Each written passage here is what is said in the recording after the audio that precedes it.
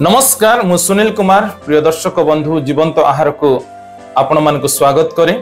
आसंतु आज माने ध्यान निमंते पवित्र बाइबल फिलिपियो पुस्तक तार 1 अध्याय 1 पदरु 11 पद पर्यंत पाठ करिबा। आजर मुख्य प्रसंग धन्यवाद देवा एवं आनंदित हेबार कारण। यदि आपन को निकट बाइबल अछि ताले मो सहित आपण माने खोलंतु आ माने मिलित भाबरे ईश्वरंकर वाक्य को ध्यानर सहित पाठ करू।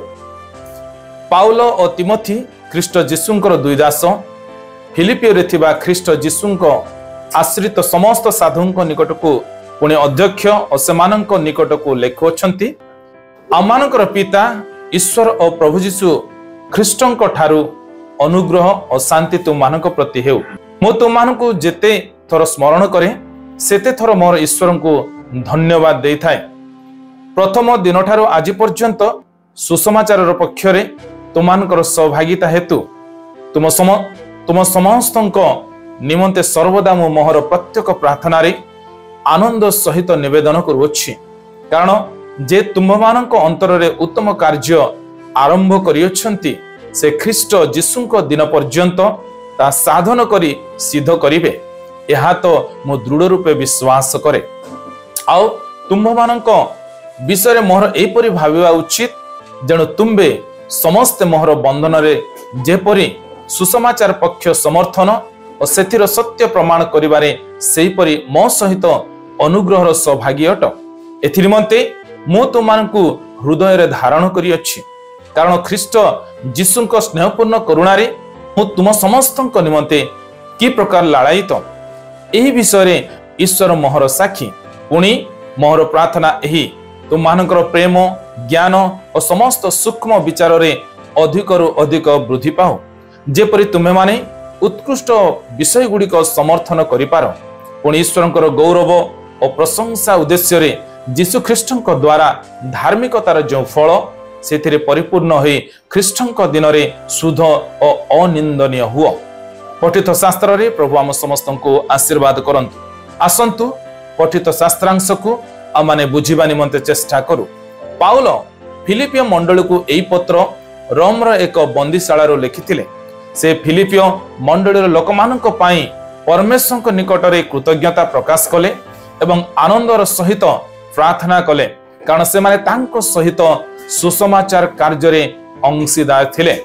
फिलिपियो मानक प्रति पाउलोंकर कृतज्ञता स्वाभाविक थिला। कारण पाउलो सेमानक प्रति प्रार्थना करबा को प्रेरणा देइथिले। से माने ज्ञान विचक्षणता एवं प्रेम रे परिपूर्ण हेन्तु एवं जीशुंकर अनुमोदित धार्मिक जीवन यापन द्वारा परमेश्वर को गौरव दियंतु।